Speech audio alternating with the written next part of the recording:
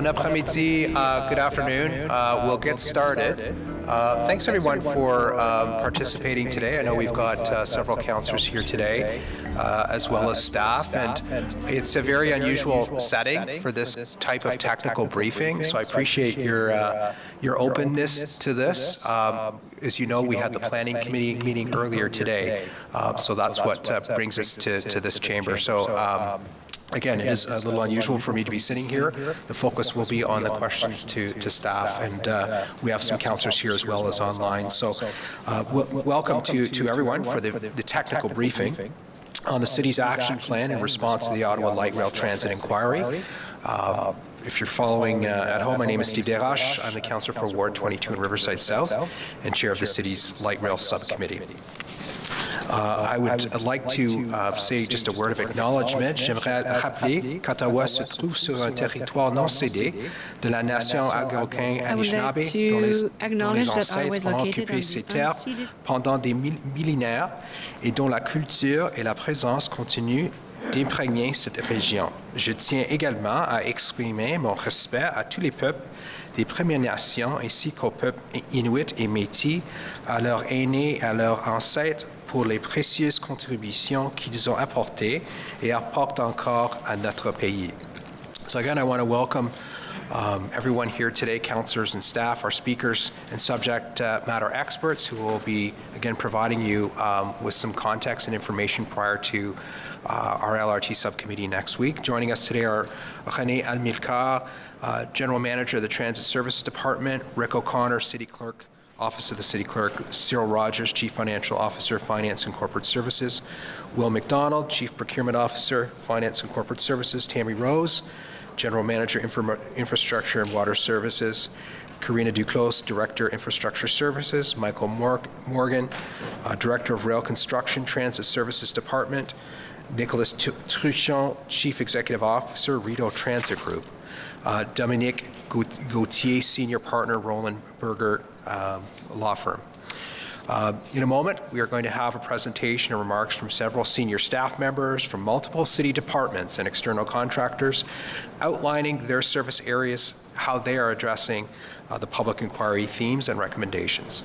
Following the presentation, I'll open the floor to councillors to ask questions. We'll proceed numerically by ward. Each councillor will be able to ask up to one question, a follow-up question. If that's not sufficient, they'll have an additional opportunity to come back, and we'll see how time goes today. And again, staff will be present on April 29th. So as much as this has the look and the feel of the committee, today is not the committee. That will come. Today is, again, that information session so that you get the context, you get a good briefing to help prepare you for our upcoming meeting next week. So after we have concluded our questions from councillors, we'll take a 15-minute break, and after the break we'll return and provide members of the media with an opportunity to ask questions, and that will be led by Media Relations. And again, today's technical briefing is a chance to provide you with an introduction to what will be presented through the city's action plan to the Ottawa Light Rail Public Transit, Ottawa Light Rail Public Inquiry. The action plan, which provides details on the responses to each of the 103 recommendations, will be available this afternoon on ottawa.ca and octranspo.com. A public service announcement with links to our action plan will also be sent out following our technical briefing.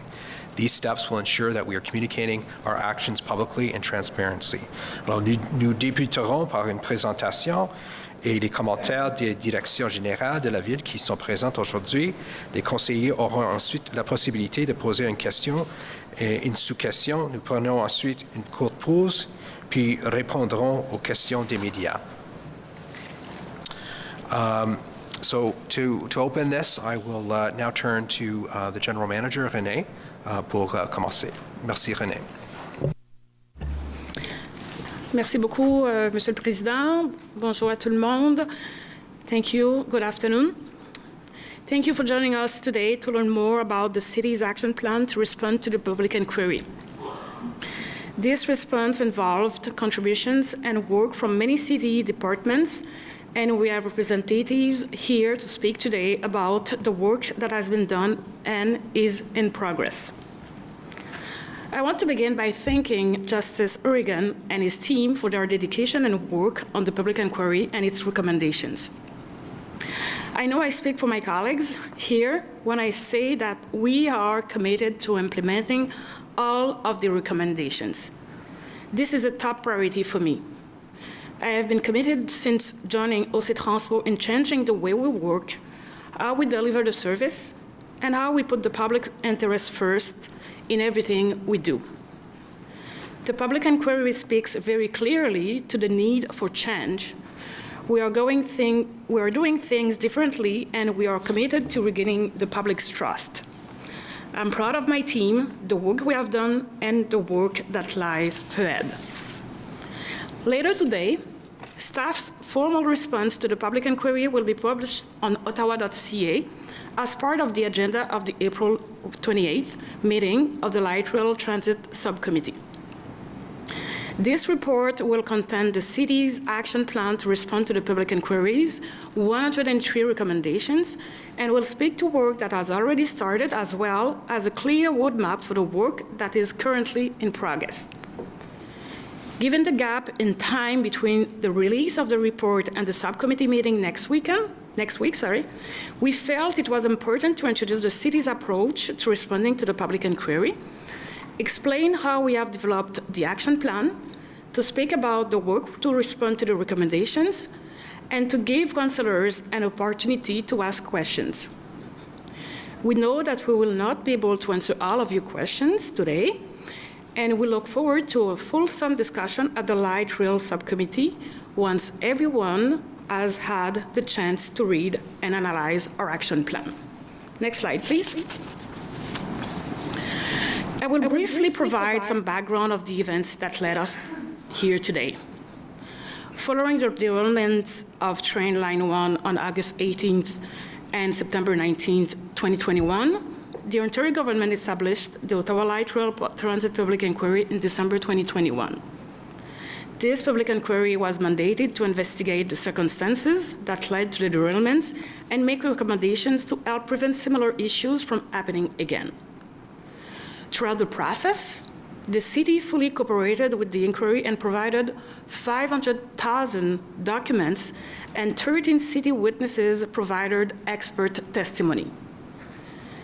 At the start of this term, Council approved a report that detailed the work performed by our staff to address issues identified through the public inquiry process that anticipated the public inquiry final report. The public inquiry final report from Justice Oregon on November 30th, 2022 provided us with 103 recommendations. Next slide, please. On November 30th, Mayor Sutcliffe committed to the city to developing an action plan that would address the 103 recommendations in the report, most of which relate to the City of Ottawa. Under the leadership of our interim city manager, Wendy Stephenson, Transit Services worked with city departments to review the findings and recommendations and to prepare our action plan. The 103 recommendations are far-reaching, and that is why we have been collaborating with many departments across the city, including Finance and Corporate Services, Office of the City Clerk, and Infrastructure and Water Services. Next slide, please. Transpo began working on improving oversight over the O-train system and improving the reliability of rail service immediately following the 2021 derailment. You will see that the companion report and action plan to address the 103 recommendations reflects these past and ongoing efforts, as well as lessons learned since the launch of rail service. The findings of the public inquiry make it clear, however, that change is needed at the city, and that clear action is required to rebuild trust with council and the public. In developing the action plan, the city adopted a holistic cross-departmental approach, as well as consultation with external partners, to ensure our approach was robust and in keeping with industry best practices. This work has led to many recommendations being already fully addressed. City will address all the recommendations within its jurisdiction as soon as possible and will provide regular updates to Council and the public as progress is made. Next slide, please. The Mayor's Office will connecting with the Ontario government with regard to the City's action plan and the recommendations that fall within the jurisdiction of the province. A number of city departments were involved in the action plan response and have representatives here today. Mr. Rick O'Connor, the City Clerk, is here to speak to work relating to the delegations of authority, information management, and the Employee Code of Conduct. Mr. Cyril Rogers, our Chief Financial Officer, is here to speak to improvements to the City's project management framework and business case policy. Mr. Will McDonald, our Chief Procurement Officer, is here to speak to improvements to policies relating to public-private partnerships. Mrs. Tammy Rose, General Manager of Infrastructure and Water Services, and Mrs. Karina Duclos, Director of Infrastructure Services, are here to speak to the City's management of major infrastructure projects. Mr. Michael Morgan, Director of Rail Construction, is here to speak to the work done by Transit Services to improve rail reliability and incorporate the recommendations into future light rail projects. We are also joined by Nicolas Truchon from Rideau Transit Group. Additionally, Roland Berger, LLP, is here to speak regarding their work to provide a third-party independent review of the city's action plan. Next slide, please. The city's formal response to the public inquiry will consist of a companion report providing an overview of the city's response and an update on work done by the city to respond to the inquiry recommendations, as well as a preliminary recommendation that Council approved in 2022.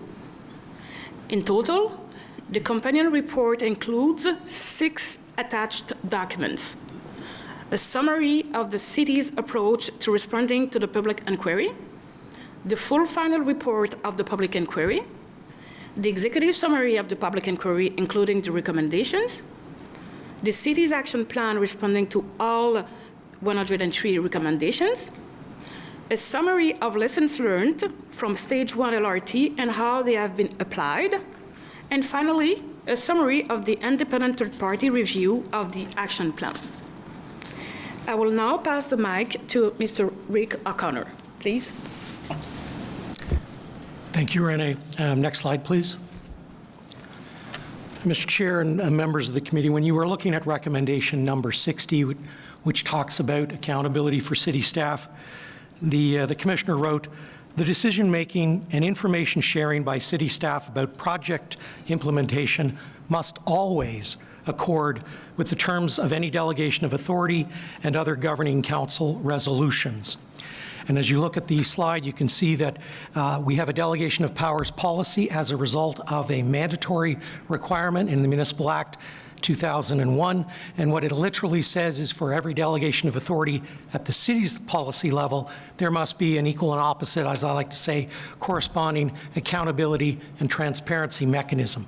And that is within the control of City Council at all times.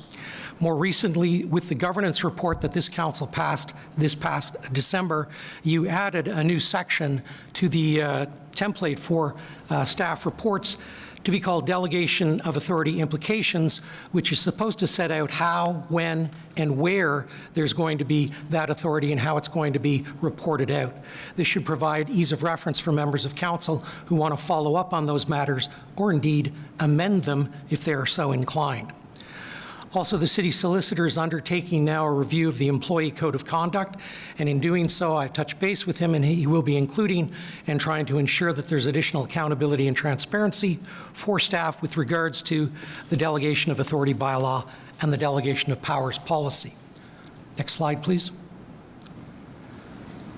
When we look at council oversight as a result of this particular report, recommendation 61 from the commissioners said, the participation of any elected officials in project decision-making must be done transparently and in accordance with the governance mechanisms established by council, including any delegations of authority in this regard.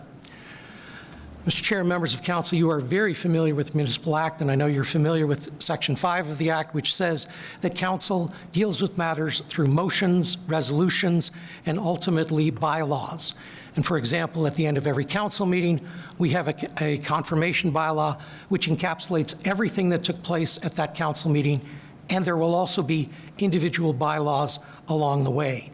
Throughout that process, council is enabled to implement any specific governance mechanisms it thinks is important enough, including specific delegations of authority and accountability and transparency mechanisms. In fact, Mr. Chair and members of the committee, you are in your very code of conduct, it expressly sets out the requirement for transparency by saying that the public has a right to open government and transparent decision-making. This is true at City Council, and I think the city remains a leader in accountability and transparency. Staff usually only recommend council going in camera for essentially two reasons. One is for collective bargaining mandates from time to time, and the other is for significant litigation matters that council should be briefed upon. Next slide, please.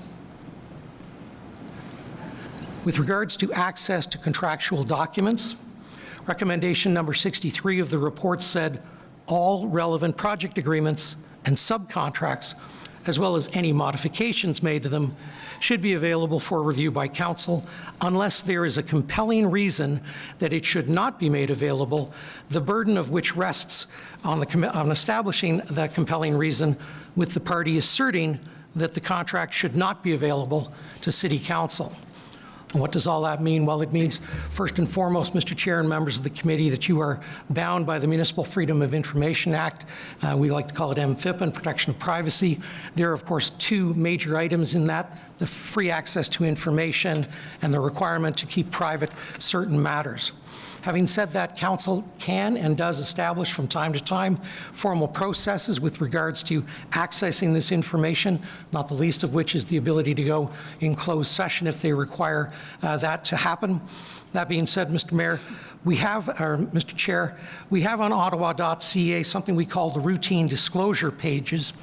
And I want to remind members, because I know that you're very familiar with it, that we have a section and a link under the Open, Transparent, and Accountable Government, which talks about public disclosure. And when you go into the disclosure section, it includes things like disclosure of office expenses for members of council and senior staff, Office of the Protocols, a disclosure of their expenses, which is again my office, routine disclosure and active dissemination for every department. It is listed there, and you can go in, click online, and pick out any number of documents that you want to see. And then there were a couple of changes most recently made. The first was we've added to this public disclosure mayoral decisions pursuant to the Municipal Act, which was a requirement of the provincial government to make sure that those decisions were made public. And the second one was a direction by council to ensure that all SLT memos to members of council were placed online so the public and the media could see them. The last thing I'll mention in this regard, Mr. Chair, is the disclosure of executed contracts and reports. This is a long-standing provision for this council. We have contracts of significant public interest and other similar documents on there, and they include the Confederation Lines OLRT project agreement, the Rideau sinkhole root cause analysis report, and the ever-popular Stand Still agreement. Having said that, Mr. Chair, we have updated that to include the update of the Public Order Emergency Commission regarding the Freedom Convoy protests, and we've also added at Council's express direction parts 1 and 2 of the Ottawa People's Commission's report. So there is a plethora of information that we keep online with regards to this and a host of other matters. Thank you, Mr. Chair. I'll now turn it over to my colleague, Mr. Cyril Rogers, the Acting Chief Financial Officer for the Corporation. Thank you, Rick, and good afternoon, Chair, members of Council. So today I'm joined by my colleague, Will McDonald, and both of us will speak to the action plans and recommendations as it stems from the Finance and Corporate Services Department. Before we proceed, I do like to highlight that a number of these recommendations outlined in the OLRT Public Inquiry report are aligned to city policies, frameworks, and procedures that are supported by the Finance and Corporate Services Department. These recommendations can be referenced in the supporting action plan, where Finance and Corporate Services have been identified as the lead department, or in some cases, a supporting department as we proceed through the action plan. I would also like to highlight that we are very supportive of these recommendations, and we've already begun a considerable amount of work in proceeding in terms of addressing these action plans and rolling these forward. Next slide, please. As it relates to the project management framework and the business case policy, I'll speak to the action plan as we move forward, in which we'll be addressing these recommendations as outlined in the report. The city launched its project and program management framework and business case policy in 2013. As part of our regular review cycle in 2017, we amalgamated those two into one policy. The ultimate goal is to ensure that we have a common and consistent application of project management principles and practices across all city-led projects.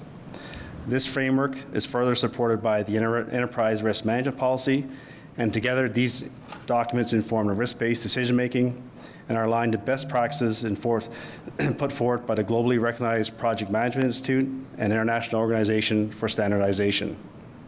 The Finance and Corporate Services Department had already begun reviewing the business case and project management policy as part of our next or current schedule of our policy review cycle.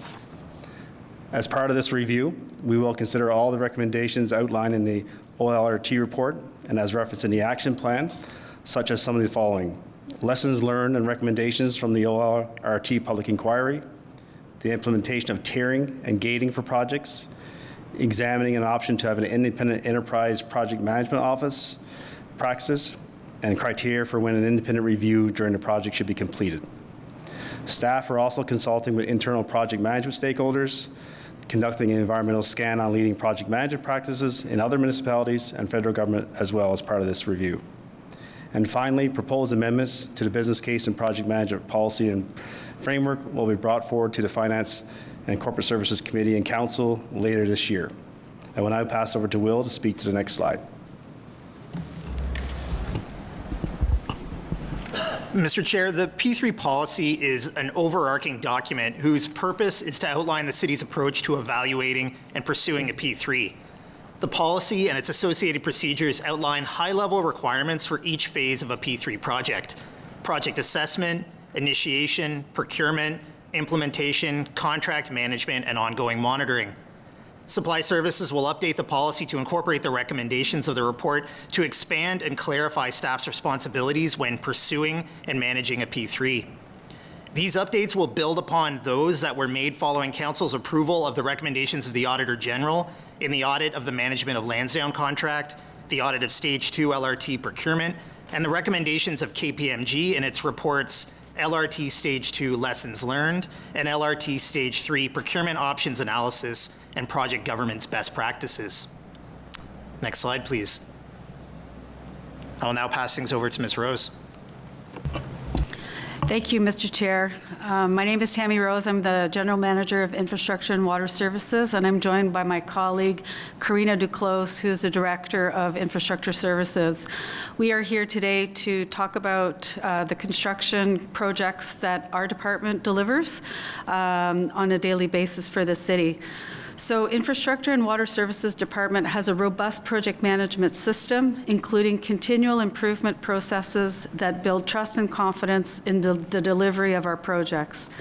On average, our department has 700 active construction projects at different stages of initiation, design, construction, or closeout.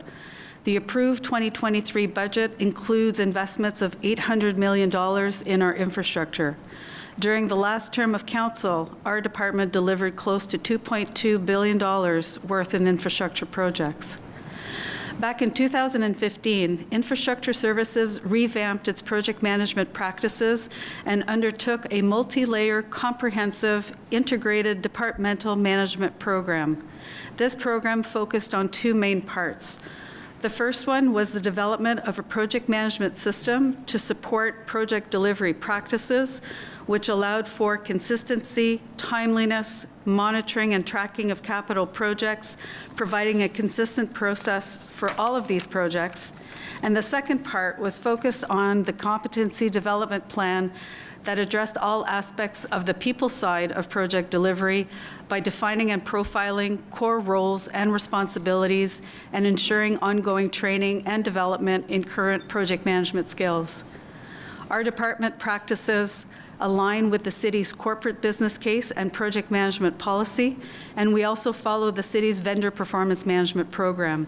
Our project management program is aligned and with globally recognized best practices, such as the Project Management Institute, and it covers the management of risks and issues, scope, schedule, budget, quality and performance, internal and external stakeholder engagement, and project documentation and reporting. Finally, we communicate and report out on our projects on a regular basis, and including monthly status reports to Council. I'll now pass it over to Karina. Thank you, Tammy. Oh, I was going to flag that the slides were not moving over. We have them now. Good afternoon, Chair and members of Council. We have reviewed this public inquiry report, and we are carefully considering all the recommendations to further enhance our service delivery. The report points to areas of improvements that we believe our delivery practice can further benefit from, and I'm just going to quote a few examples. We will review and enhance our processes to make sure we properly address optimism bias. We will review our current processes for cost estimates. Council previously approved our project delivery review and cost estimating guide. That document provides standardized cost estimate classification systems, associate contingencies, and level of accuracy at various stages of a project. Our department has already begun to refresh this guide, and our updates will inform this inquiry recommendation. Project budgets that are set up too early may be imprecise and can create false expectations. Our department started setting design-only budgets for many projects on year one, before expanding to construction budgets once design is advanced and cost information has evolved. The inquiry report provided an excellent reminder to us that this work needs to continue and be enhanced. We will consider expanding our model to include other type of projects. Involving stakeholders early in the process provides additional opportunities to enhance collaboration and communication and creates much better alignments within the team. Our project charters address the stakeholder involvement, and we look at further opportunities to review and update the processes. Infrastructure and Water Services is committed and dedicated to continuous improvement and enhancing the quality of our services and products. Through regular review and oversight of our processes, procedures, and tools, we look for opportunities to enhance our methodology to align with industry standards, best practices, and to build confidence and trust in the delivery of our services. We will continue to work with colleagues across the organization, support the update and any corporate policy, and make all necessary changes to our processes as a result of this report. Thank you very much. And now I am passing to Michael, I think. Thank you. Thank you, Karina. Mr. Chair, we can advance to the next slide, please. Je suis content d'être ici aujourd'hui. Et aujourd'hui, je vais parler de 5 choses. Premièrement, c'est reconstruire le partenariat avec nos partenaires ici qui sont ici aujourd'hui, le groupe Rideau Transit. Je vais parler des façons qu'on va améliorer le service. Je vais parler de fiabilité, de sécurité. Et je vais regarder, donner des détails pour l'étape 2. The first slide talks about rebuilding the partnership with Rideau Transit Group. First of all, earlier in the year, we approved a settlement to resolve and set aside a number of commercial complaints that were commercial issues that were existing during the maintenance term. That really set the stage and cleared the table for us to advance the partnership and focus on service. As of today, the city and RTG meet daily to discuss issues, to discuss the root causes of the problems that we've had of the past. And these are not trivial meetings. These are meetings with senior staff from Alstom that are coming to the table on a regular basis to explain to Renee, explain to Transit Services how we're going to improve the service, how we're going to fix the issues on the infrastructure and on the trains. There's technical working groups that have been put together to tackle all the issues that we've talked about: train wheel wear, railhead degradation, the axle bearing issue, axle replacements. All of these things are discussed routinely in order to find the best solution to resolve the issues on a permanent basis for the future, keeping the system focused entirely on how the service will perform in the future for the residents of Ottawa. Next slide, please. I'm going to give a brief update on some of the things the operations team is doing on behalf of Troy Charter. When we look at Line 1, we look at the alignment between the two teams on how to interpret the contract, how to apply the contract, how to provide oversight. All of those things, every day they're learning lessons and applying those and trying to improve the service on Line 1. They're also taking those lessons and applying them to Line 2. Line 2 is planned to go into service later this year, and we want to be absolutely ready, whether it's being ready for administering the contract, whether it's for responding to operational events, whether it's to respond to responsibilities and challenges. We need to be absolutely ready, and the team is working on that today as we look ahead to not only opening the Trillium line, but opening of the extension of the east, extension of the west in the future.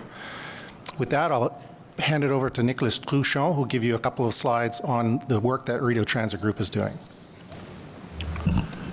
Thank you, Mr. Morgan. Mr. Chair, first and foremost, it's a pleasure to be here. I think it's my first time with council, so it's a pleasure to meet all of you. I'm here today to essentially corroborate many of the things that Mr. Morgan just went through.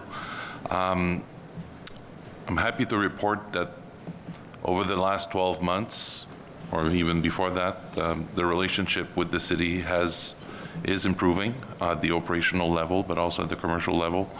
I'm happy to report that the agreement we reached in January is essentially a strong baseline to reset the relationship, and we live with it every day.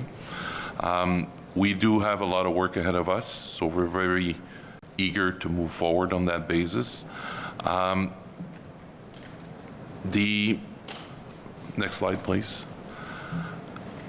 Our challenge is one of improving the reliability of the system. We have a series of lingering issues that we will be addressing.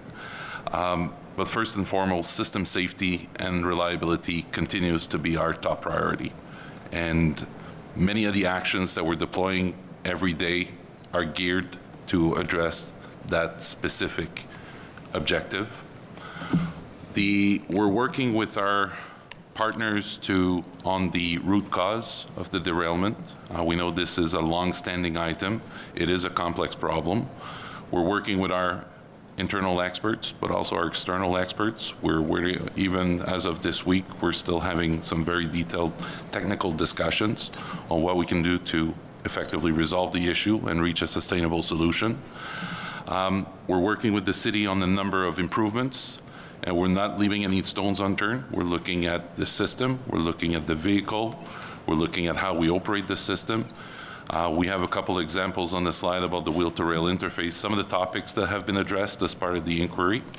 But there's also a series of other initiatives that we're looking at. We're also, until we get to the sustainable solution, we will continue the mitigation measures that we have in place. It's important to emphasize that those mitigation measures so far have proven to be very effective. We are effectively looking at the speed restrictions, which obviously is an impediment to the service. But we're also looking at the additional inspection regime and all of the other measures and the increased awareness with respect to the underlying problem. So, thank you. So now I'll turn, Mr. Chair, to talk about the engineering group a little bit. So under René's leadership, we added a new engineering group within the Transit Services Department that's led by Richard Holder. So that Transit Engineering Services group is meant to look, every day very closely at some of these very detailed, complex technical issues. So that group has been mobilizing, and they've been building a team that's able to do that. One of the early initiatives that they took was to engage with the National Research Council to do some additional verification on the wheel-rail interface, to do some additional analysis of the ways that we can apply condition monitoring to the system, to detect issues with the system early in the process, and to make sure that we're on top of those things.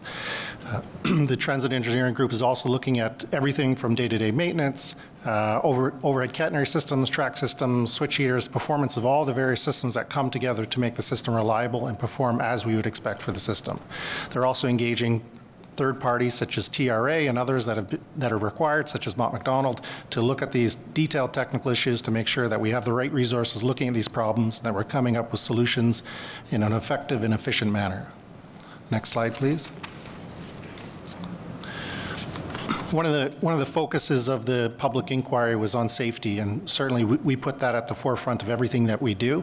We do have a new chief safety officer who joined the organization within the last year, and he's done a very good job of applying the safety management system, using the structured approach of a safety framework to ensure that every day that we look at issues through the lens of hazards, risks, mitigations, and find solutions to those issues. He's been very active in helping us advance the application of the SMS and rolling out a safety management culture.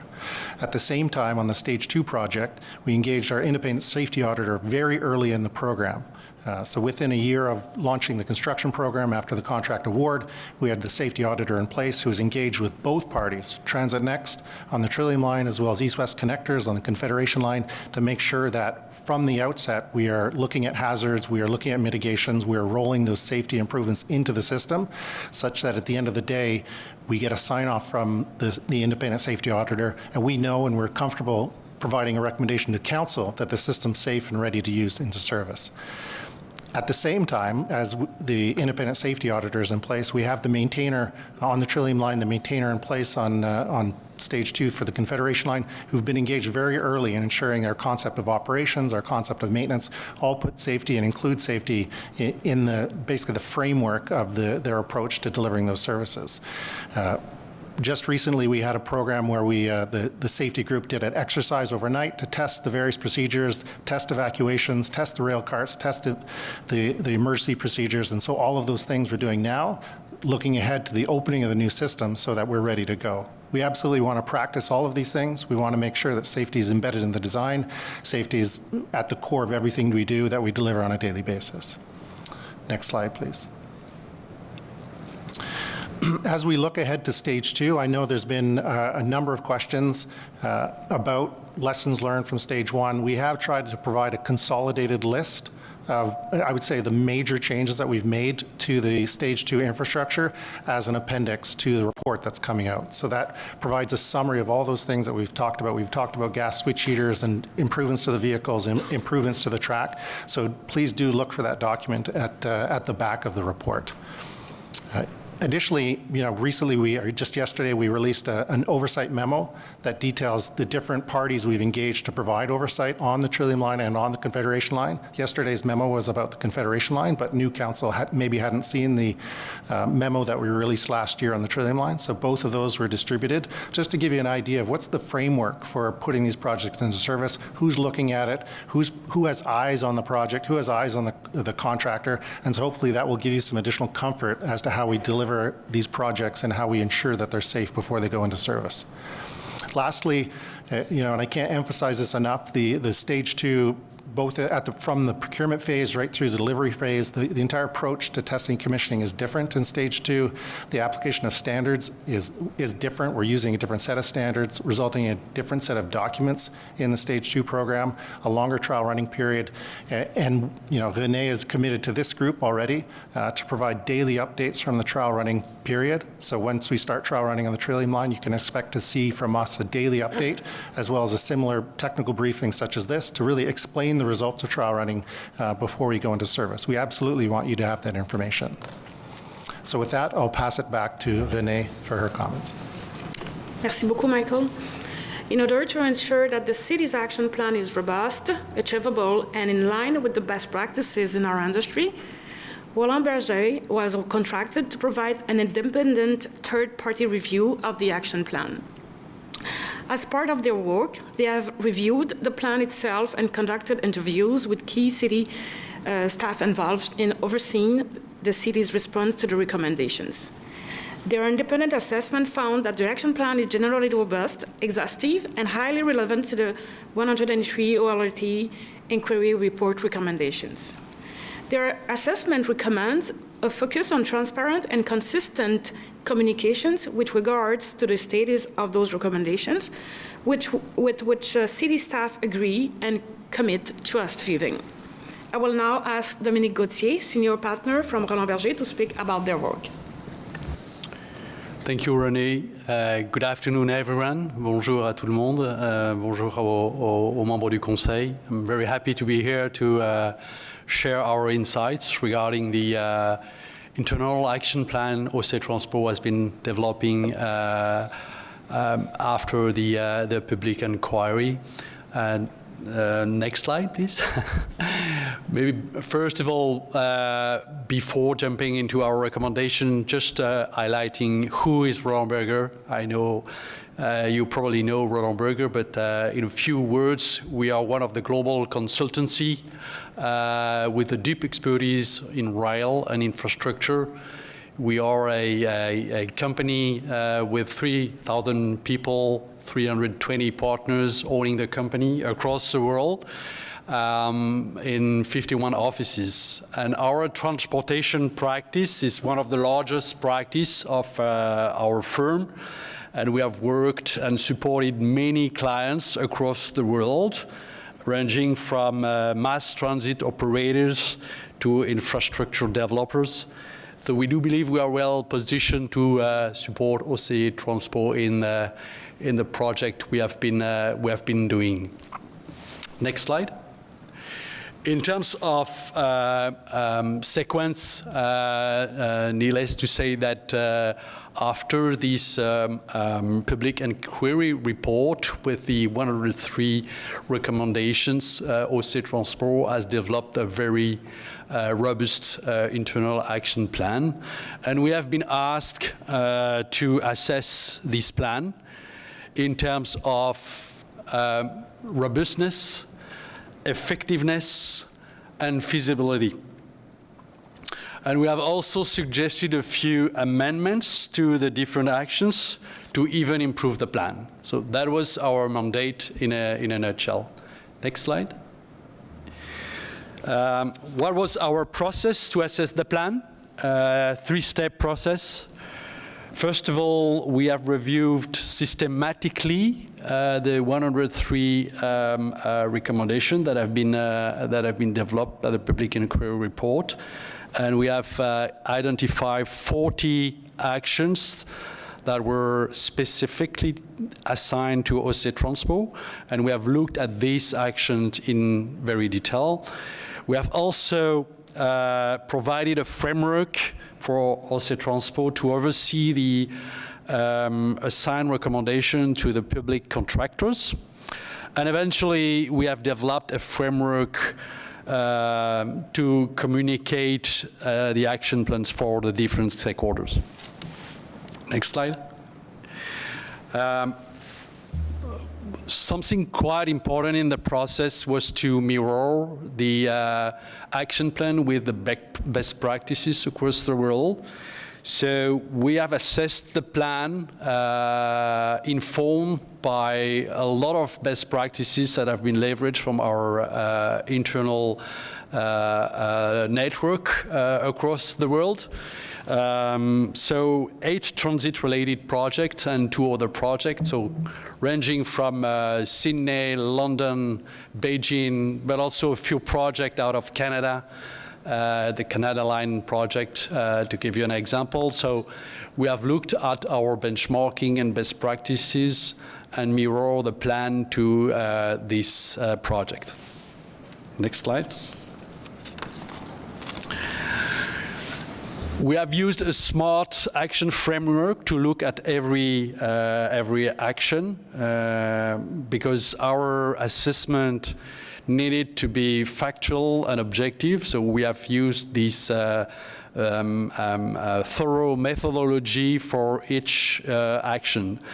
Whether that means smart framework, a good action plan is about being specific, measurable, achievable, relevant, and timely. And we have looked at every action through this lens to give an objective and fair view of every action. The interest of this methodology is that this is systematic and fact-based, and we have given OC Transpo a view on each of these actions. Next slide. What are our conclusions? Overall, the internal action plan is robust and feasible,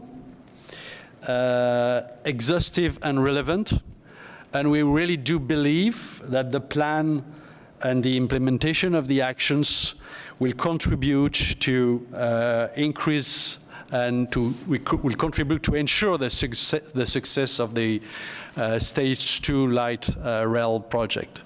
What does that mean concretely? So out of the 40 actions that have been assigned to OC Transpo, all of these actions are well and fully equipped to ensure successful implementation of next light rail project. And we do believe that out of these 40, 11 can be even strengthened to go beyond this kind of project. What does that take to the ultimate success of the plan?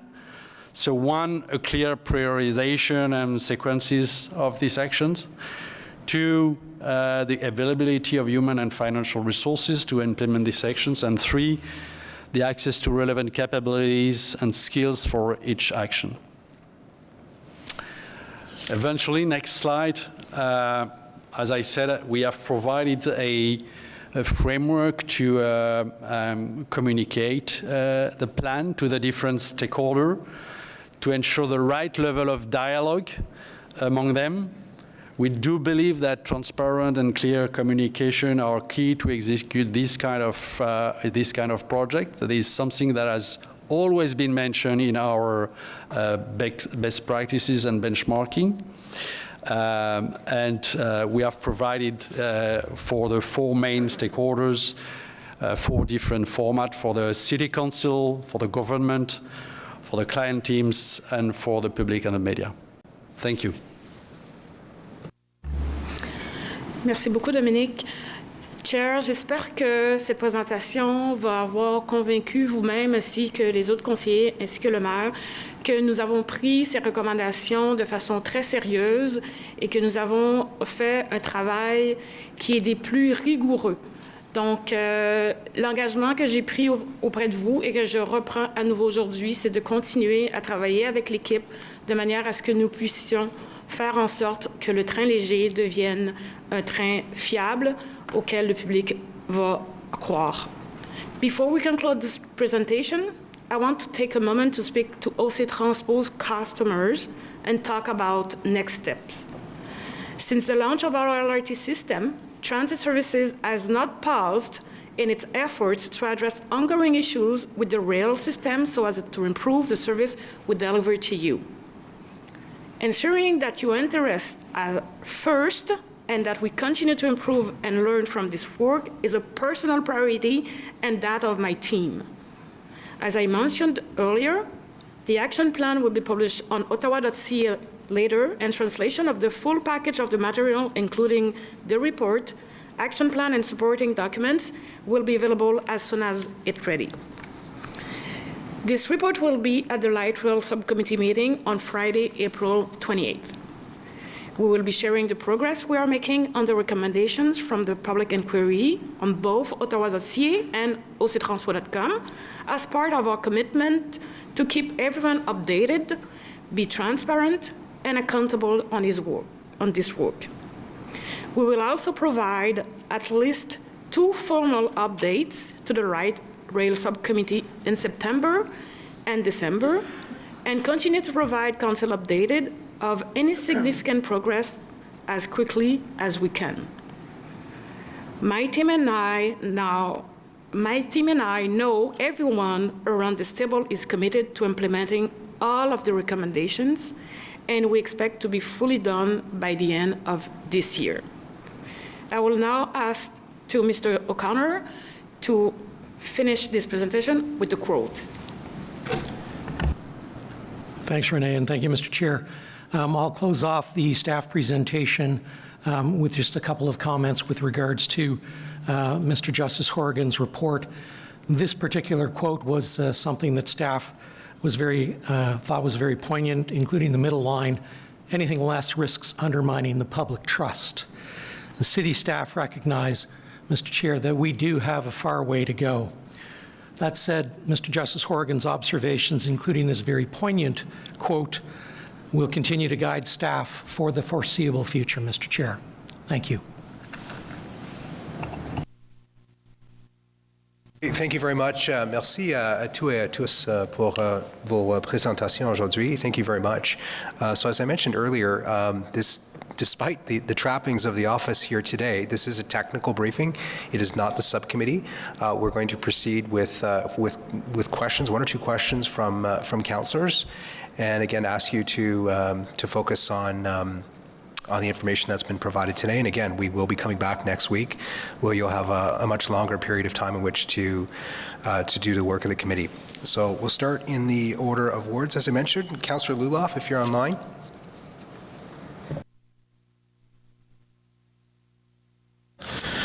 Don't see him there. Councillor Dudas. Je n'ai pas de questions maintenant. I want to dig into the documents first, but thank you for this, everyone. Okay, thank you. Councillor Hill.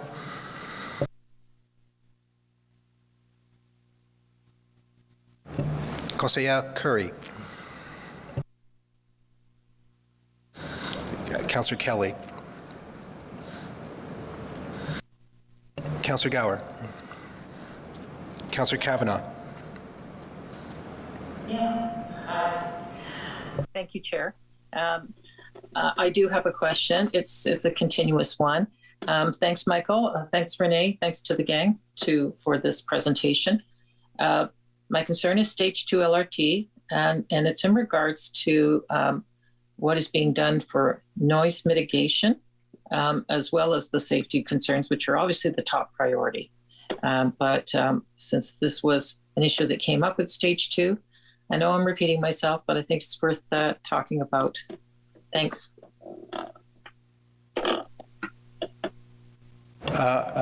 Is there a particular recommendation in the inquiry, Councillor, that you're interested in? Is there? It was about applying what was done with stage 1 to improve it for stage 2, and since most of the onus is on us to make it safe, of course, but I wanted to know if sound mitigation is also part of it. Okay, I'll let staff answer. Thank you. Mr. Chair, through you to the councillor, the appendix that includes the lessons learned provides a very brief summary of the noise mitigations that we're including in stage 2, especially on the Confederation Line West. I'm happy to go through that in greater detail with the councillor offline. And obviously, any safety-related recommendations, there was a deep dive, there was early engagement of the safety auditor. There's a variety of things that we've done to include in the process for the project delivery that will guide us as we ensure we build a safe system. Okay. Thank you. Okay, thank you very much. Councillor Johnson. Thank you. I just wanted to ask for clarification on a couple of terms used in the slides. So the first being on slide 16, language to address optimism bias. Can you please expand for me what kind of optimism bias you might have seen in the projects or in the project management before, how you're going to be reviewing for that to protect from that in the future? What does that mean? Thank you for the question, Councillor. I really appreciate that. The report, the LRT report, speaks about optimism bias. And I have to admit that I have to go and research the expression because I was not too familiar. But it's basically the position that we take, thinking that things are not going to happen to us, or things are not going to go bad, and things are going to go as planned. So we do have, as part of our project management processes, issues and risks that we look at all the time. We map them, we look at mitigations, and when we read the optimism bias in the report, we thought this is a great way of looking at a project from a different perspective, not from a technical aspect, but what else can go wrong? What else can happen that can derail the project? So we thought that it was a good element to take away and look at our project management practices and the way we set up our charters, or what discussions we have when we talk about risk, and how do we make sure that we are not too optimistic when we look at how we're going to move ahead with the project. So it's keeping in mind that things can happen and try to anticipate and plan for them. Thank you. Can I follow up? Yeah, so I was just wondering how, then looking at the final slide, when we're looking at the various audiences that we're going to be preparing this document for, the final one for the public and the media, the first objective of that is to strengthen the reputation. And I just wonder, is there if we're looking for optimism bias in one place, are we going to be careful about optimism bias when we think about our reports going out to the public? Because I think it's actually in the execution of those objectives in a good way, or in a results-based way, that will establish that trust.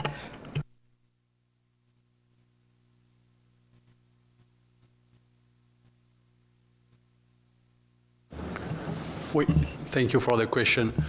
Je vais répondre en français. Je pense que dans tous les projets, les grands projets de mass transit qu'on a vus dans le monde, il y a un enjeu de transparence sur la complexité de ces projets. En particulier dans le cadre du projet dont on parle, la complexité d'un projet qui était un projet assez nouveau. Et ça suppose d'être transparent tout au long du projet, depuis sa conception jusqu'à son exécution, jusqu'à effectivement son opération et les défis que représentent les opérations également, parce que une fois que le projet est lancé, il y a aussi de nouveaux défis. Donc un élément absolument fondamental de la réussite des projets, c'est d'être clair avec le public sur ses considérations. C'est pas simple de conduire un projet de mass transit. Il y a des complexités techniques, évidemment, il y a des complexités opérationnelles, organisationnelles, il y a des inattendus. Le Black Swans, dans tous les projets de P3 que j'ai vus, c'est quasiment systématique. Et on peut faire des plans extrêmement précis de mitigation, on arrive à réduire le risque. Évidemment. On n'arrive jamais à l'anéantir. Ça serait trop beau. Et donc ça suppose quoi? Ça suppose d'être clair et transparent avec le public. Il faut réduire le risque au maximum, depuis la conception jusqu'à l'opération. Et lorsqu'il y a des sujets, être très transparent avec le public. Donc c'est ça qu'on voulait expliciter à travers cette manière d'engager avec les utilisateurs, les citoyens, les taxpayeurs, et c'est absolument fondamental. Great, thank you. Councillor Devine. Thank you, Chair. I suppose because my other colleagues didn't have questions, I get 17. Is that the way procedure works? No, I'll keep my questions limited, and I'm not a member of the LRT subcommittee nor of Transit Commission, so I don't. I'll take advantage of this opportunity here, and I can't see your name from there, Mr. Dominique Gauthier, and I don't believe we'll have you at the other meeting. So I think my questions will be directed towards you as the independent assessor, and I very much appreciate that. Rick O'Connor framed the beginning, bookended this presentation with, issues about public trust. I have two goals. One is to ensure that our system is reliable, to have it fixed. And my other goal is to build public trust through a restoration of transparency, openness, and accountability. I think that is a critically important piece, just as important as getting to the root cause analysis. I believe that transparency and openness are central to accountability. I also believe, however, that accountability only has true currency when a lack of it leads to consequence. There were rules in place to prevent a lack of transparency before. Those rules were perhaps not held in high regard, and yet from what I see from the outside, there was no sanction, there was no consequence. And so Mr. O'Connor was making reference to rules currently in place and the advent of new rules coming forward, the opportunity for new rules coming forward. Monsieur Dominique, I don't know if we haven't seen the 40 actions, so I'm not sure if the 40 actions that you assessed spoke to improved measures for accountability.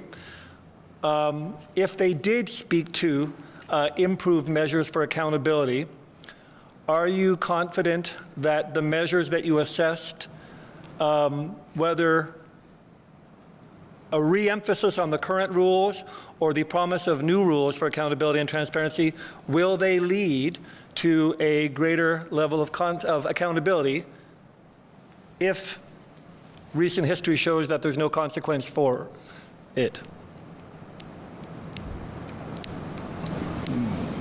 Again, I'm going to answer in French if you don't mind.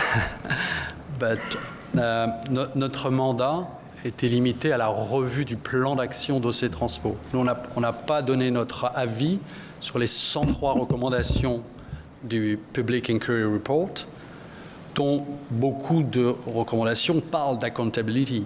Nous, on n'a pas eu comme mandat d'apprécier les 103 recommandations du report, qui nous semblent, au vu, encore une fois, de notre mandat, des bonnes recommandations. Certains sont très académiques, d'autres très très bonnes et très opérationnelles. Il y a beaucoup de sujets autour de l'accountability, mais notre mandat pour OC Transpo, c'était d'évaluer la robustesse du plan d'action de ces transports. Donc on n'a pas de jugement sur les 103 recommandations qui ont été établies par l'enquête publique. Thank you. Just to follow up, I know that I heard the word robust, I think 30 times today. I mentioned the word robust about 4 times myself in a meeting earlier. I always laugh at myself when I say the word robust so many times. So my follow-up question, Mr. Clerk, or someone on staff, do we have confidence that with the implementation or the revisitation of the kinds of policies and rules that we want to put in place for transparency and openness and accountability, transparency and openness and the enforcement of those, do we have, do I have the confidence, should I have the confidence that that will lead ultimately to my greatest goal, which is a true and genuine system of accountability in our public government? Mr. Chair, I would say yes. And I would say that for a number of reasons. I mentioned in my presentation that the city solicitor is currently reviewing the employee code of conduct with respect to accountability and transparency and all of the measures that we've discussed in this PI that's coming out. In addition to that, and I'll share with the member, there are opportunities that my office brings its annual report every year, usually between May and June, where we have an opportunity to look at these very things, which are the sort of the groundings, the foundational aspects for us. So we would have 4 opportunities for those to be brought forward over the next 4 years. In addition, Mr. Chair, there is something that I know most of you are familiar with called a midterm governance review, which would be next year, seems very close for those of us who work on it, where would be the 5th opportunity for us to introduce those types of things. So yes, Mr. Chair, I am confident. Thank you. Thank you, Mr. Chair. Thank you. Conseiller Bradley, si vous êtes là. Conseiller Tierney. Councillor Tierney. Conseiller Plante. Councillor King. Councillor Troster. Sorry? Yeah, go ahead if you have a question. Oh, no, I apologize. I had that mistake. Okay, no, I'm just going through the roll here, so that's okay. Thank you. Yeah, thank you. Councillor Leeper, you're here.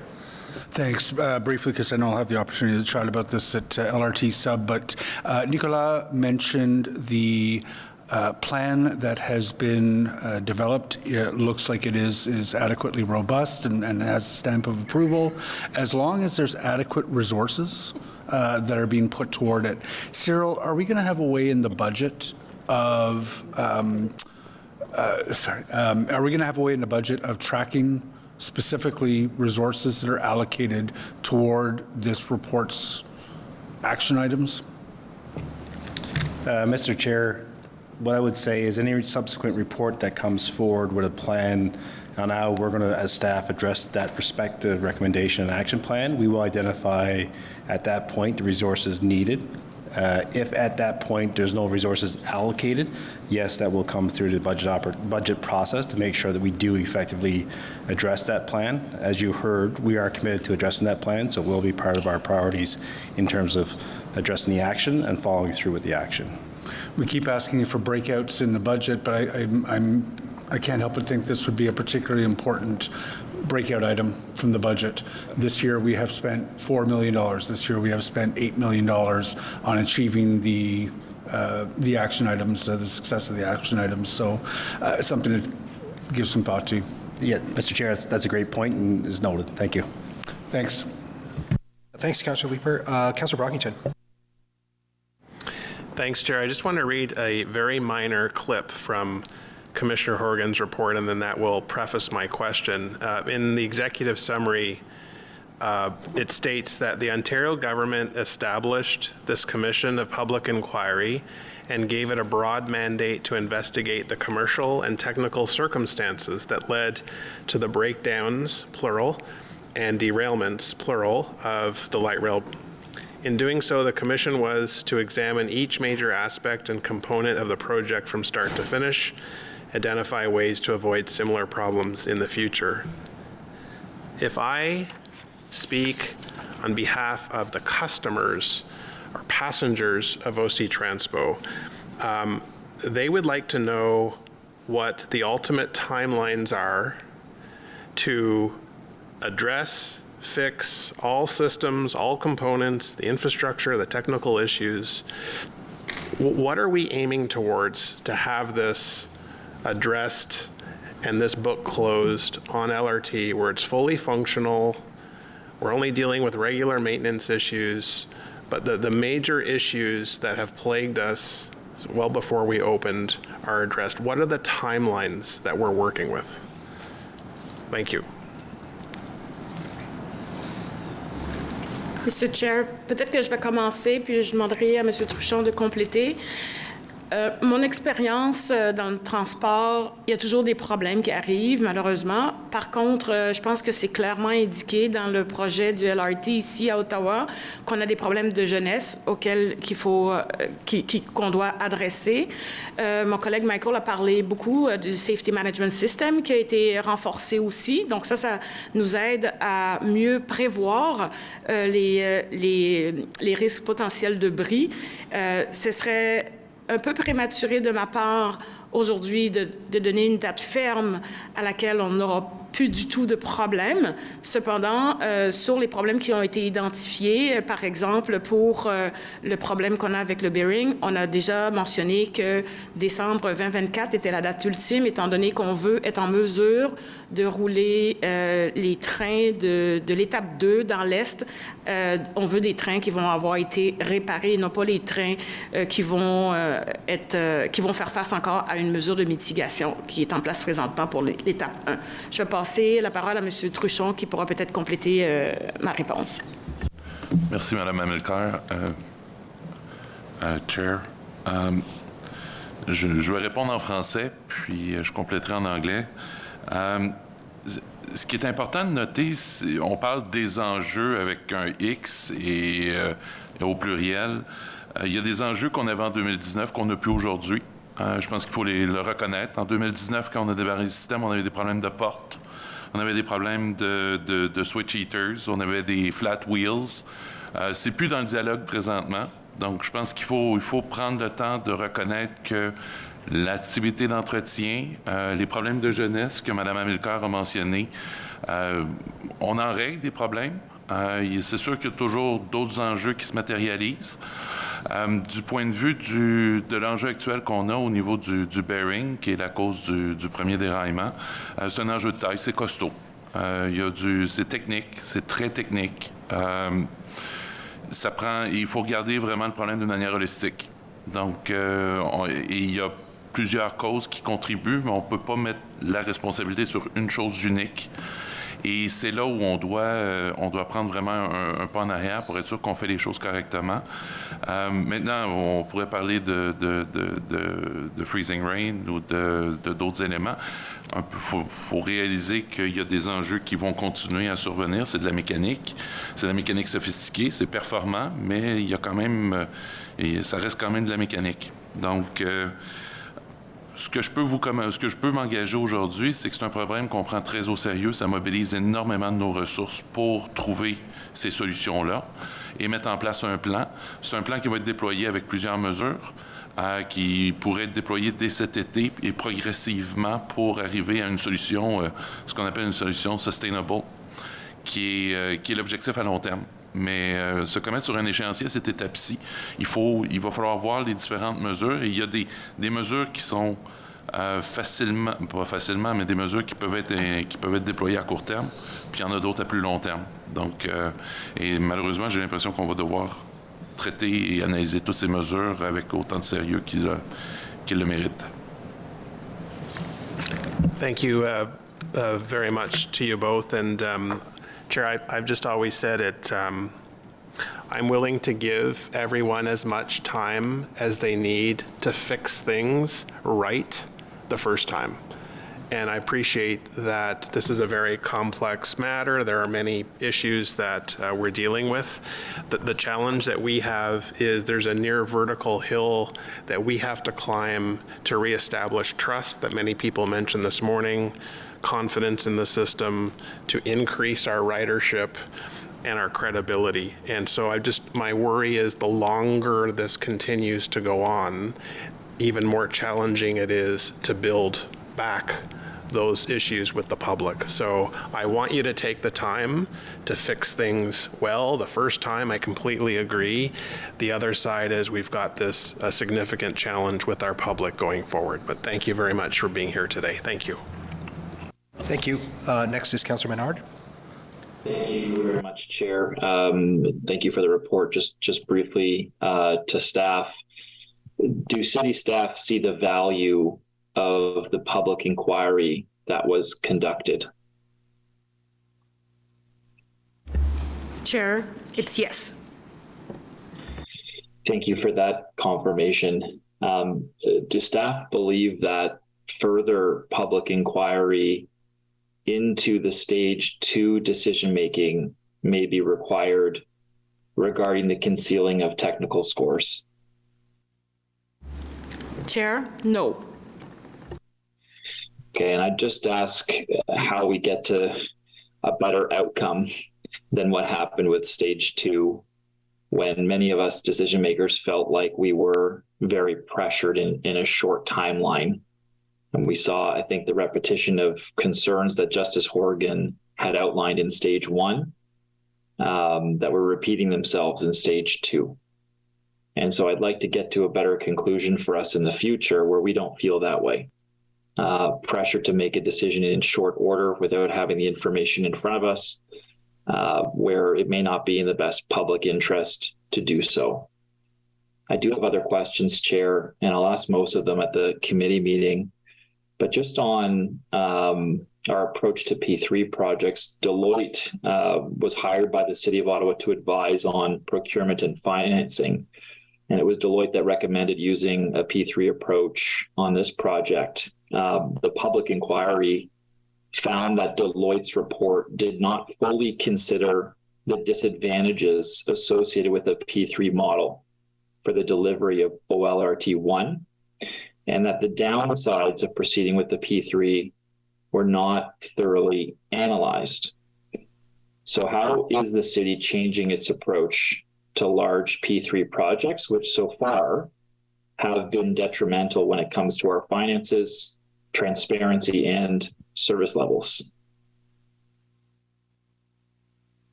Mr. Chair, as I noted in the presentation, we've been making a number of updates to the manner in which we assess and pursue P3 projects in the future, and these are the result of both the recommendations that have come forward from the Auditor General in their review of the Stage 2 procurement, as well as the recommendations of KPMG in their review of the Stage 2 lesson learned and their proposed best practices for governance and selection for a future Stage 3. And so the manner in which a P3 would be assessed and brought forward for Council's consideration would look different in the future. And I trust that these would address the Councillor's concerns.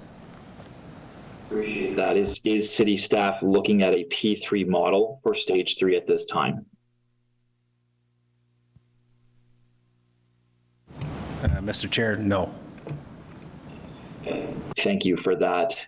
Just the last question is, given the issues found with Deloitte and that the report did not fully consider the disadvantages associated with the P3 model, the delivery, nor the downsides associated with the P3 model that was in the inquiry's report, is Deloitte still employed by the City of Ottawa on this project? Mr. Chair, yes, they are. Well, I just asked city staff to revisit that decision, given what the report found, that there was not proper information about the downsides of a P3. And indeed, I think we continue to this day with them recommending this approach when we've seen the detriments of it. So I'd ask staff to revisit that decision of that, hiring that firm on any future LRT related work. Thank you, Chair. Thank you, Councillor Carp. Hi, thank you very much for the presentation. Thank you, Chair, as well. I just have a quick question of clarification. I heard very clearly from Mr. Rogers today about the recommendations to establish to look at how projects are managed within the city, and I think that would be very valuable with respect to enterprise project management and ensuring that there's controls in place, that projects are gated, and that we have control gates before we move forward when we're dealing with taxpayers' dollars on these billion-dollar projects. But where I was a little bit confused is then we moved to Ms. Rose to give a presentation on how projects are managed within infrastructure and water services, and I just want to clarify kind of the segue that happened there, because I was under the understanding that for the LRT project that it was third party that did the project management and oversight, and I just wanted to understand kind of the relevance of having the presentation on infrastructure and water services project management. And je sais pas qui va répondre, mais je peux prendre la réponse en français ou en anglais. Thank you, Mr. Chair. As a department and in my opening remarks, I mentioned that we deliver about 700 projects at any given time in terms of what stage that they're at. And in the last term of council, the value of our projects totaled about $2.2 billion. So we are an important project delivery organization for the corporation. So it was important for us to also review the recommendations to ensure that our practices, which currently align with Project Management Institute, with corporate policy, but we also have a continual improvement mentality. So if there are things that we can take a look at and improve on what we're currently doing, we'll certainly do that. Okay, great, thanks. So just to clarify, it was just a presentation in terms of making sure that any of these practices that will be adopted as a result of the report are relevant throughout the whole corporation and not just with one area. It's not as if the management of future projects are being moved into that area or a new oversight area being created there or anything? Mr. Chair, so just the answer is that, no, we're not going to move over these big projects under Tammy. I think the key is that when we look at the framework, my policy and framework in my department is the enterprise level, and we are working collectively as a team to kind of leverage the expertise that Tammy and her team brings to the table as we explore these unique, complex, very large-scale projects. So that's the importance of leveraging our skill set, our team skill sets, as we integrate that into the enterprise policy framework. And then that gets pushed down to, as Tammy talked about, our very robust extension of that enterprise level policy on all of our projects. So we're leveraging that to make sure we get it right globally, and then we can push down to the large complexes going forward. So I think that's the linkage between having her here as part of this strategy and recommendations. Okay, great. Thank you very much. I look forward to reading the reports and further opportunities to dialogue. Thank you. Thank you. Conseillère Kitts. Thank you, Chair. Monsieur Gautier's presentation spoke to the achievability of the 40 actions that were assigned to OC Transpo, so thank you for that. But I was wondering if there were any of the 103 recommendations that were considered not feasible or achievable, or if all of them are sort of being put into practice. As I mentioned, we have looked at only the actions that have been assigned to OC Transpo and to the one where OC Transpo could oversee private contractors. For the rest, we have draws to the action that seem to be very reasonable. But our focus was really to ensure that OC Transpo, in its accountability, was in a position to deliver. So, je ne sais pas si c'est clair, mais il y a pour le reste des actions qui ne concernent pas forcément OC Transpo ni la relation d'OC Transpo avec ses private contractors, ce sont des choses qu'on n'a pas regardées. Okay, merci. No, oui, je comprends. Mais for some of the actions directed at the city, for example, were there any that were considered, you know, that not feasible, or?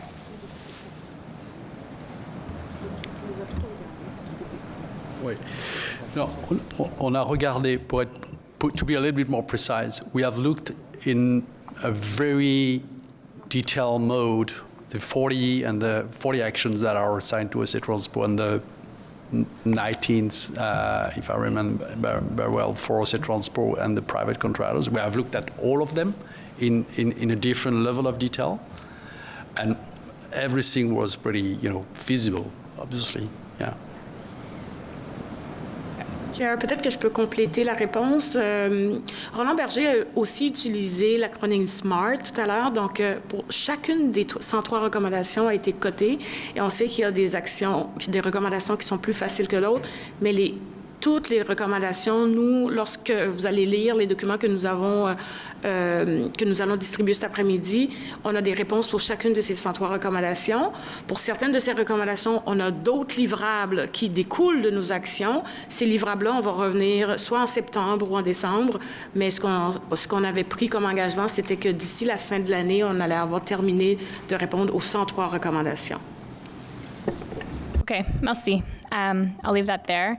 My next question, I mean, this is a technical briefing, so the material was very technical, but I think it might be beneficial for councillors and for residents to hear a practical application of these recommendations. So perhaps directing this at you, Michael, ou peut-être René, but could you reflect on an example of something that's happened in the past and how if it happened today, in light of the recommendations, it would be handled differently going forward? Could you walk us through, maybe some of the additional steps that would be taken?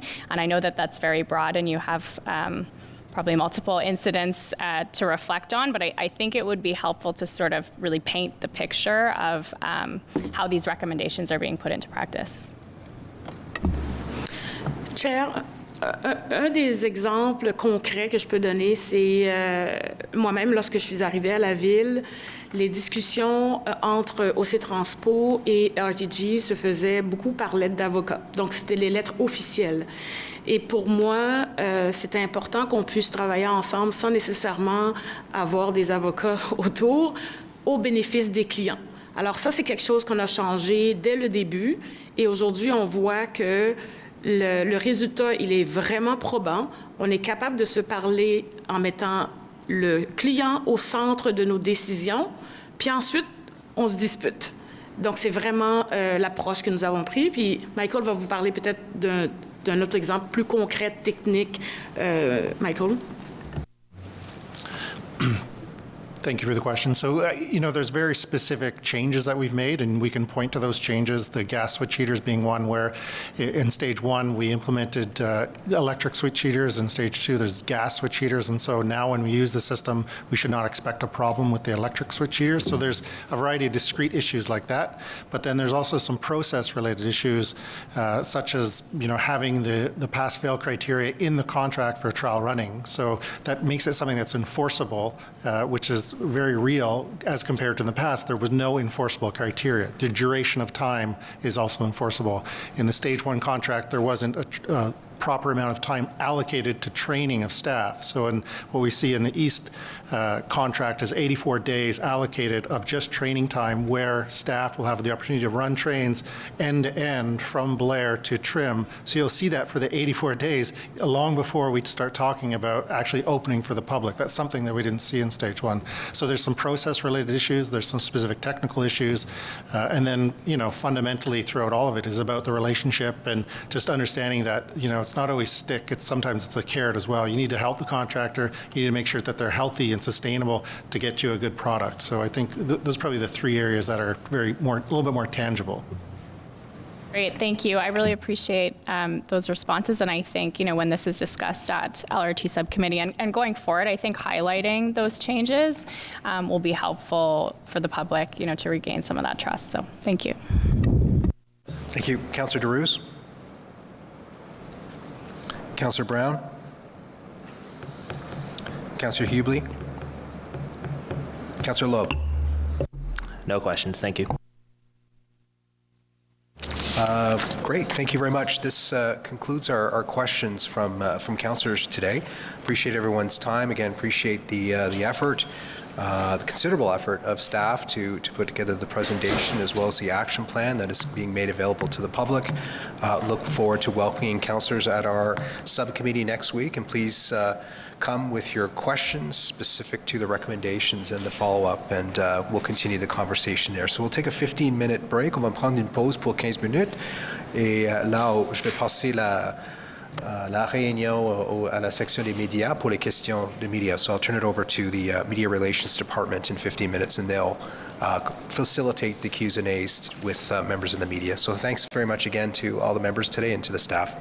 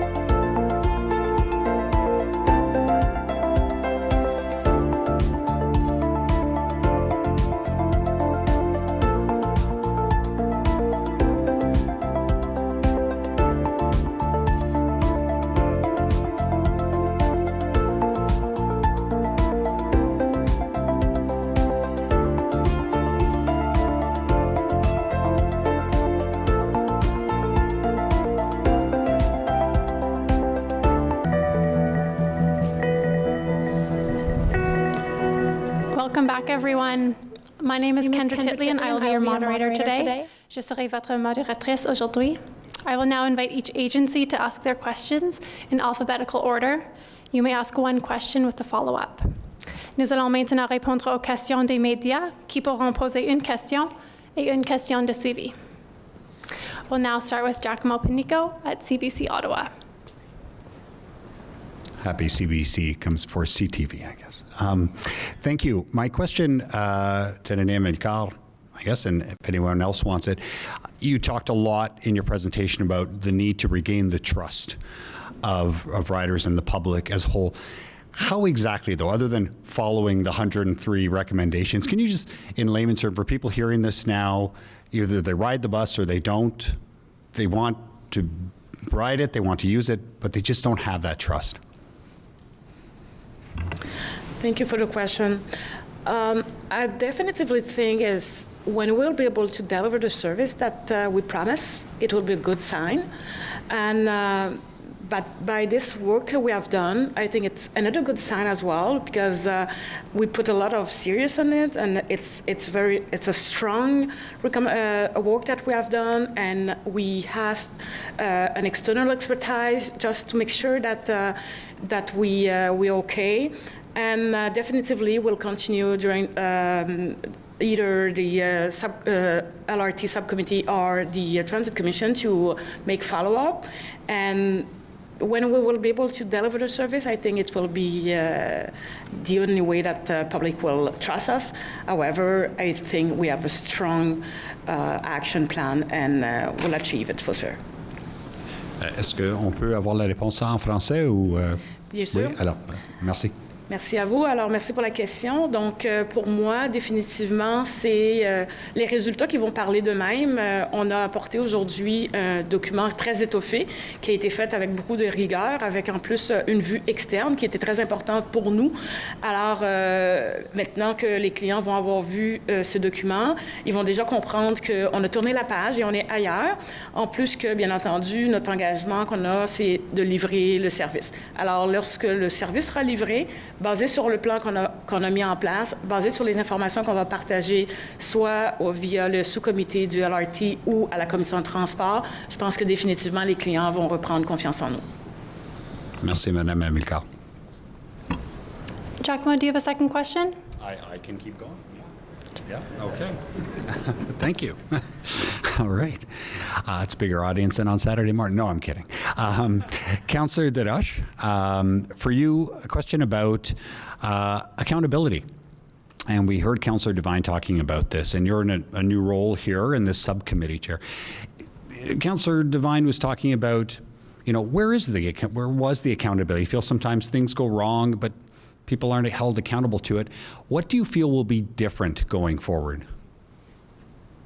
Well, what I think is different is that we've got a new council, a new mayor, and I sense a very strong commitment on all the members to ensure that we have a proper oversight of the current project that is operating right now, and the second stage of the project, as well as future stages of the project. So this report obviously affects a large number of departments. It's taken some time to put a very thorough response together. We have an independent third party that's looked at all of the follow-up steps and has said that they're realistic and achievable. So I think we are on the path to, again, really improving the accountability here at City Hall, ensuring that we're fixing the LRT system now, and ensuring that we're learning from the first phase so that it's not repeated in the second part of this project.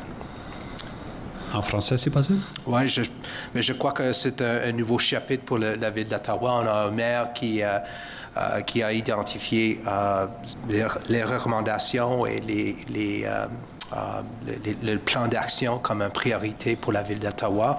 Je sais qu'on a 24 conseillers qui sont vraiment visés à avoir un projet qui va être bon pour tous les citoyens et qu'on ne répète pas les problèmes que ce qu'on a vu dans la première phase du projet. So, c'est un chapitre, je pense, que très important pour la ville d'Ottawa. On a beaucoup à apprendre et on a des recommandations et des suivis qui, je pense, qui vont être bien pour notre système de transport commun.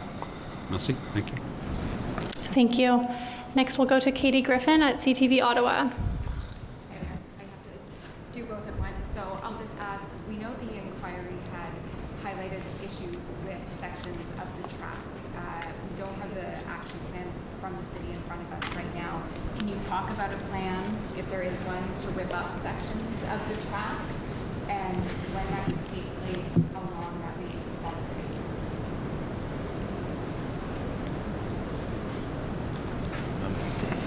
Thank you for the question. What I would say is we're not ready to rip out sections of the track yet. I think this was certainly one hypothesis that was being put forward.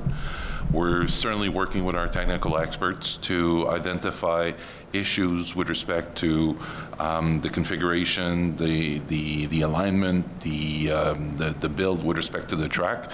For the time being, the focus is about the grinding campaign that we're going to have this coming summer, which is going to reduce a phenomenon that we call corrugation. And we're working with RTM and Alstom to come up with the right profile with respect to the wheel-to-rail interface. So we're working on those parameters before going down the road of ripping out track, as you referred to.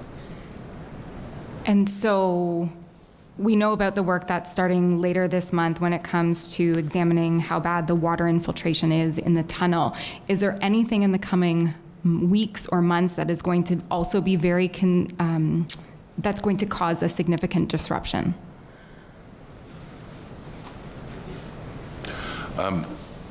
So as we indicated last week, I believe, we have the 2 shutdowns that are coming up over the next 2, not this coming weekend, but the next 2, to do specific work with respect to the water infiltration in the tunnel around the Rideau station. In terms of additional maintenance work, obviously all systems need to undergo maintenance. We're in discussion right now with the city about some further work, which we will target to do in the first half of the month of June. And that work is going to involve the tunnel, work in the tunnel with respect to the water leaks, but it's also going to involve much more significant maintenance with respect to the rest of the infrastructure, specifically the grinding of the track to reduce corrugation, as well as some of the other ancillary works that would be associated with that. Just in terms of how long the work, because obviously you're going to, investigate in April, April, May, and then perhaps do actual repairs in June. Any timeline on that? No, we're actually doing repairs in this, we're targeting to do repairs in the second weekend shutdown. And then depending on how those repairs perform, we will expand the methodology to other sections in the tunnel. So we're doing test sections over the next 2 weekends so that then we can focus and deploy the program on a much broader scale. Thank you very much. We'll now go to Blair Crawford at the Ottawa Citizen. Yes, hello. My question's for Monsieur Touchon as well. We heard from the city and from Mr. Morgan earlier about how the relationships improved between the city and RTG. And one of Justice Horgan's comments was about the flood of micromanagement requests that were made by the city. Have you noticed a change since inquiry with the stage 2 introductions about the requests from the city, and how would you characterize the relationship now? I think the issue that was raised as part of the inquiry and by Justice Horgan was more about some of the work that was being done by the city and the management of the contract in terms of work orders being open and flooding the system.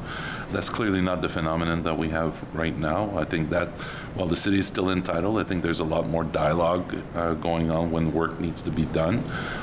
Daily meetings that we have is a new addition since Madame Amilcar joined the project, where we effectively deal proactively with the issues and stop the letter flow and more try to work together to deliver a better service to the customers. As a follow-up question, Mr. Morgan, you mentioned this just at the end of the meeting about how the testing procedures is now incorporated into the Stage 2 contract. Can you expand a bit on that? And was that as a result of the inquiry? Because I think that contract would have been let before the inquiry was finished, right? No, early on when we were doing the procurement for Stage 2, we looked at that program, and we, just the experience that I had on other projects was that trial running was often longer, often had criteria in the actual contract that you can enforce. And so those those changes were made during the procurement process, and they were embedded in the contracts when the contracts were awarded in 2019. And so some of what you see in the Justice Horgan report is a reflection or validation of some of the changes we'd already made and included in the Stage 2 program. And that includes the training, the additional training? Exactly, yes. Okay, thank you. Thank you. Nous allons maintenant à Frédéric Papin à Radio-Canada. Bonjour. Madame Amilcar, pourriez-vous nous parler de, maintenant que ça semble être un processus très complexe et complet pour assurer une transparence avec le public. Il y a des recommandations, vous savez ce que vous devez faire maintenant et vous allez le mettre sur votre site web. Comment est-ce qu'on va inclure les nouveaux problèmes qui surviennent, la glace, le tunnel? Est-ce qu'on va inclure ces problèmes-là dans votre processus de transparence pour que le public soit mis à jour sur ces problèmes-là? Merci pour la question. Dans les faits, une des directions qu'on a reçues au niveau de la commission de transport est à chaque fois qu'il va y avoir un bris marquant, on s'entend, il y a des petits bris tous les jours, mais un bris qui va être significatif, on va rapporter au sein de la commission les éléments de preuve, qu'est-ce qui s'est passé, pourquoi, puis ainsi de suite. Donc ça, c'est une façon pour nous d'être plus transparent. Par contre, pour les 103 recommandations, on veut vraiment laisser ça vierge parce que c'est important que les gens puissent s'y référer de façon... On ne veut pas non plus inonder ces recommandations-là. On veut les laisser telles quelles, de manière à ce que les gens puissent s'y référer vraiment rapidement et facilement. Mais toute autre chose, il y a quand même... On présente à tous les mois, la Commission de transport aussi, des indicateurs de performance. Donc, ces indicateurs-là nous donnent une bonne idée de comment va le système de façon générale. Et comme je le disais tout à l'heure aussi à votre collègue précédent, définitivement, ce sont les résultats qui vont parler d'eux-mêmes. Et là, on va voir que les clients vont être satisfaits. OK. Je ne sais pas qui va pouvoir répondre à cette prochaine question, mais on a entendu parler encore une fois du fait qu'on n'a toujours pas le root cause d'un des deux déraillements. Alors, qu'est-ce qui explique qu'on n'a pas cette cause-là? Pourquoi? Qu'est-ce qui complexifie l'accès à cette information-là? Puis dans le contexte où vous essayez de nous mettre à jour sur le rapport, là, ce déraillement-là, on en a parlé dans ce rapport-là. Je pense que c'est M. Truchon. Je peux commencer, puis M. Truchon pourra continuer. À toutes les semaines, on a des réunions avec toutes les parties, que ce soit RTG, RTM, Alstom, pour justement trouver la cause du déraillement. On sait c'est quoi la cause. On essaie de comprendre pourquoi c'est arrivé. On sait qu'il y a un jeu dans le bearing. Ça, on ne l'a jamais caché. On essaie d'identifier d'où sortent ces forces excessives-là qui font en sorte que ça amène ce jeu. Et je pense qu'on l'a dit un petit peu dans le briefing technique. On s'en vient éventuellement avec Alstom présenter quelque chose d'ici la fin de l'été probablement, que M. Truchon mentionnait tout à l'heure. On va commencer à converger vers une solution. Donc, on va encore une fois, bien sûr, partager ça via la commission de transport.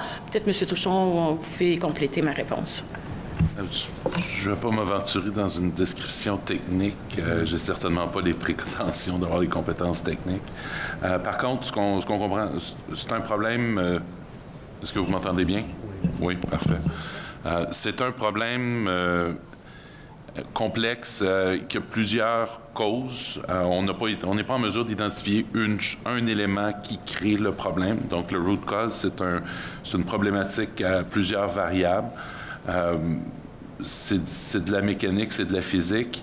On regarde des éléments de l'infrastructure, la track, la géométrie de la track. On regarde l'interface entre la roue et la track. On regarde la lubrification du véhicule lorsqu'il s'engage dans les courbes. On a une démarche où on cherche à trouver les manières de réduire les forces qui sont appliquées sur l'essieu pour, à défaut d'avoir une meilleure explication. Et c'est ce qu'on regarde, et comme je le mentionnais à la commission tout à l'heure, on approche vraiment le problème de manière holistique. On n'est vraiment pas centré sur un facteur en particulier. Donc, ça va être un éventail de mesures qu'on considère comme étant additives, qui vont nous redonner la robustesse qu'on veut aller chercher au niveau de l'essieu pour avoir quelque chose qui va être soutenable à long terme. Est-ce qu'on peut avoir ça en anglais, M. Truchon, pour mes collègues? Je vais essayer. sur pourquoi why it's taking so long to get. Why it's taking so long is, as I indicated to the Commission previously, it's a very complex technical issue with a number of contributing factors. We haven't been able to identify a single contributing factor as having an excessive impact over the situation that we're experiencing with the axle bearing.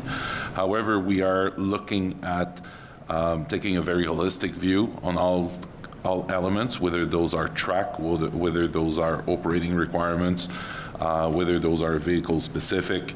We're leaving no stones unturned in terms of identifying measures that can be deployed in the short term that will give us the margin that we need so that we can have a sustainable solution in a longer term basis. Thank you, merci. We do have time for a second round of questions if there are any media that would like to ask an additional question. Giacomo? I guess this question would be for Michael Morgan. When you alluded about sticks and carrots in your answer, and I guess listeners, viewers, everyone will be wondering, how are things going to be different when it comes to implementation for the Trillium line, Stage 2, and such? So they felt that at the time the city was going easy on the contractor when milestones weren't being met. That's a perception that's there, and I want you to give you a chance to address if things are going to be different this time. I think if you go back and look at the Justin Horgan report there, during the project delivery phase, there was a breakdown where there was a lack of alignment on what the project schedule was. And that contributed to some difficult conversations, commercial challenges, frustrations in the relationship. And so I think, that was clearly pointing to the fact that at some point the commercial, sticks, you'll say, hey, we're no longer working. And then there was a breakdown in the relationship just in the delivery of the project. This is the construction phase. So now in Stage 2, we've tried to be much more closely aligned with the contractors in terms of understanding what their challenges are, understanding on how to communicate what the schedule is, looking at, making sure that we're not showing up to council and publicly disagreeing about what the project schedule is, that we push each other. We push the contractor, they push back on things that they need help on.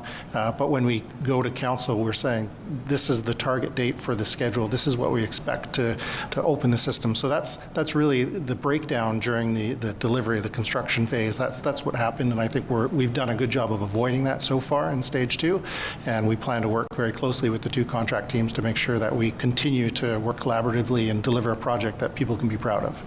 Thank you. Thank you. We'll go to Katie Griffin at CTV. Can you just reiterate, thank you, Seb, reiterate the work in June and what that kind of potential shutdown is going to look like?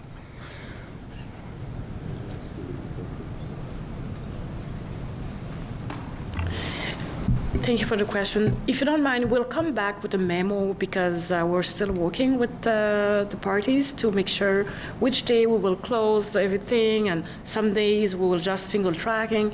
So it's an ongoing process. However, we'll come back as soon as possible with a memo to council and to the media. Merci. Et maintenant, nous allons à Frédéric Papin à Radio-Canada. OK, une petite dernière. Probablement pour vous, Mme Amilcar, on n'a pas les 44 ou les 40 actions que vous voulez prendre, on ne les voit pas, on ne les a pas vues, ils n'ont pas été présentés. Donc, pour les gens à qui on va devoir expliquer ça ce soir là, aux nouvelles, s'il y a une action que vous voulez présenter ou sur laquelle vous voulez mettre de l'emphase qui sera prise pour que les gens comprennent puis qu'ils comprennent les travaux que vous voulez faire pour adresser la confiance du public, ça serait quoi, là, un exemple pour les gens? Merci pour la question. Je l'ai mentionné un petit peu tout à l'heure au niveau de la collaboration qu'on a avec les parties. Donc, la décision qu'on a prise dès le jour 1, c'est de mettre le client au centre de nos décisions. Alors, on ne parle pas de commercial lorsque vient le temps de prendre des décisions opérationnelles. Après coup, oui, parce que ça fait partie du travail. Ça, c'est quelque chose que je pense qui est très important parce que ça influence tout le reste. Ça influence la façon qu'on va faire les root calls, ça influence la façon qu'on va livrer le service, ça influence la transparence qu'on va avoir au niveau du public aussi. Et mon collègue Michael a mentionné aussi les switch heaters. Donc, on avait décidé dans le passé d'aller avec des switch heaters qui étaient électriques. Maintenant, la question ne se pose même plus, c'est au gaz. La façon de tenir le caténaire. Donc, malheureusement, on a vu quelques problèmes. Et ces problèmes-là, on a pris la décision dans l'étape 2 de trouver une autre façon d'accrocher les caténaires de manière à éviter justement les bris qu'on a connus cette année et un petit peu l'année passée aussi. Donc, ce sont des exemples concrets. Puis, je vous invite, bien sûr, vendredi le 28, où est-ce que nous allons vraiment donner tous les détails possibles et impossibles durant cette journée. Merci. Merci beaucoup. This concludes today's media availability. Ceci conclut le point de presse d'aujourd'hui. Thank you. Merci.